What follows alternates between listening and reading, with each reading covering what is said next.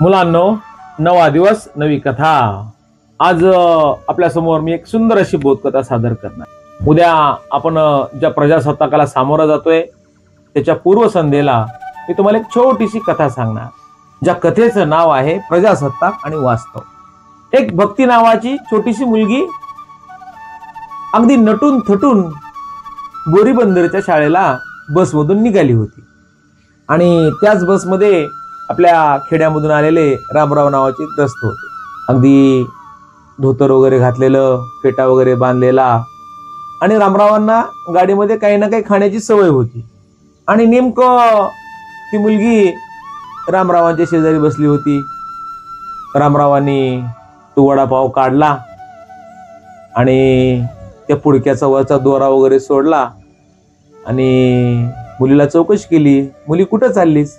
म्हणले, अहो काका, आज आपल्या देशाचा प्रजासत्ताक दिन आहे, तो साजरा करण्यासाठी आम्ही शाळेमध्ये चालली।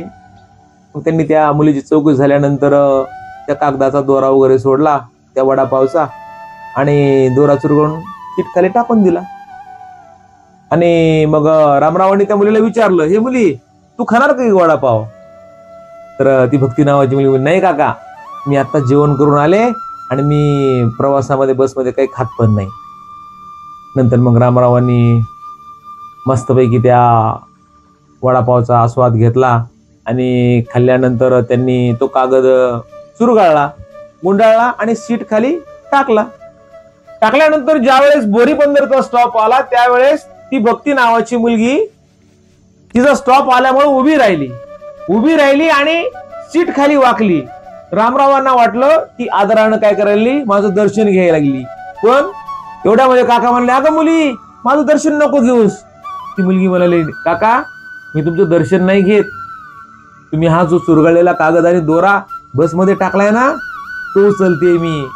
किती सुंदर बस आहे बघा ना आपली, आणि या सुंदर बसमध्ये अशी घाण टाकणं योग्य नाही, म्हणून मी हा कागद उचलण्यासाठी, हा दोरा उचलण्यासाठी खाली वाकले। ही बस आपल्या सगळ्यांची आहे। आणि मग त्या मुलीनं तो कागद आणि तो दोरा उचलला आणि खाली उतरल्यानंतर त्या एका कचरा कुंडीमध्ये टाकला। रामरावांनी हे पाहिल्यानंतर रामरावांना थोडीशी स्वतःची शरम वाटली की एवढीशी छोटीशी मुलगी सार्वजनिक स्वच्छतेबद्दल, या देशाच्या सौंदर्याबद्दल, स्वच्छतेबद्दल किती तिला काळजी आहे। आणि रामरावांना थोडं खजीलचं वाटलं। मित्रांनो, या प्रजासत्ताक दिनी आपण पाहतोय, आपल्या अवतीभोवती पाहतोय, आपल्या देशाची आपण म्हणतोय आपण प्रजासत्ताक झालोय, लोकांच्या हाती सत्ता आली, परंतु आपण अवतीभोवती पाहतोय आपण सर्वच जण वाहतुकीचे नियम पाळत नाहीत। आपण सार्वजनिक मालमत्तेचं नुकसान, आंदोलन असतील, मोर्चे असतील, सार्वजनिक मालमत्तेचं आपण खूप नुकसान करतोय। कुठेही मंदिरामध्ये गेलं, सभागृहामध्ये गेलं, सरकारी कार्यालयामध्ये गेल्यानंतर आपण पिचकाऱ्या मारून रंगवलेल्या भिंती पाहतोय, खंत वाटते, खेद वाटते। ग्रामीण भागामध्ये ग्राम सडक योजनेअंतर्गत एवढे छान रस्ते झालेत, परंतु आपल्यासारखे काही शेतकरी असतील, विना परवानगी घेता ते रस्ते फोडतायत, 10-10, 20-20 लाखाच्या पाईपलाईन करतायत, पण 2 पोते सिमेंट आणून त्या रोडवरती कोणी काही टाकत नाहीत। आता हात करून टाकले रस्त्याच्या कडेच्या असणाऱ्या नाल्या सगळ्यांनी अतिक्रमण करून बुजवून टाकल्या। पर्यायानं काय होतं, पावसाचं पाणी रस्त्यावर येतं, रस्ते लवकर खराब होतात, यामध्ये खूप मोठं असं देशाचं नुकसान आपलं होतं।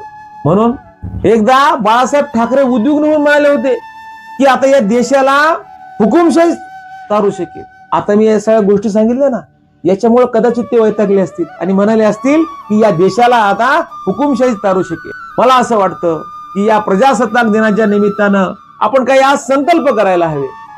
आपल्याला खरंच जर प्रजासत्ताक साजरा करायचा असेल, काय करायला हवे तरी संकल्प, आपण काय बोध घ्यायचा आजच्या या कथेमधून? या छोट्याशा कथेतून आपल्याला एक बोध मिळतो। तो बोध असा आहे की आपण आपली जी सार्वजनिक मालमत्ता आहे, या सार्वजनिक मालमत्तेचं आपण संरक्षण केलं पाहिजे, संवर्धन केलं पाहिजे। आपले सरकारी कार्यालय असतील, सभागृह असतील, रस्ते असतील, याची स्वच्छता ठेवण्याचं काम हे आपलं आहे। सार्वजनिक मालमत्तेचं संरक्षण करणं, त्याचं नुकसान होणार नाही याची काळजी घेणं, हे पण आपलं काम आहे। भ्रष्टाचार मुक्त भारत जर आपल्याला बनवायचं असेल तर न खाऊंगा न खाणे दूंगा हे ब्रीद आपण नेहमी लक्षात ठेवलं पाहिजे। मतदानाच्या वेळी आपण 100% लोकांनी मतदान केलं पाहिजे आणि लायक उमेदवारालाच आपण काय केलं पाहिजे, निवडून दिलं पाहिजे. माझं आणि आपलं या दोन शब्द आपल्याला जरी सारखे वाटत असले ना, परंतु या दोन शब्दामध्ये खूप अंतर आहे.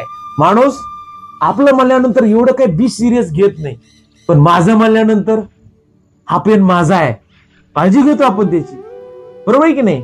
आणि आपलं म्हणल्यानंतर जाऊ द्या आपलं आहे. अरे म्हणूनच तर आम्ही शाळेमध्ये जी रोज आपण प्रतिज्ञा म्हणतोय की नाही, यामध्ये पहिलं वाक्य आहे आपलं. काय वाक्य आहे?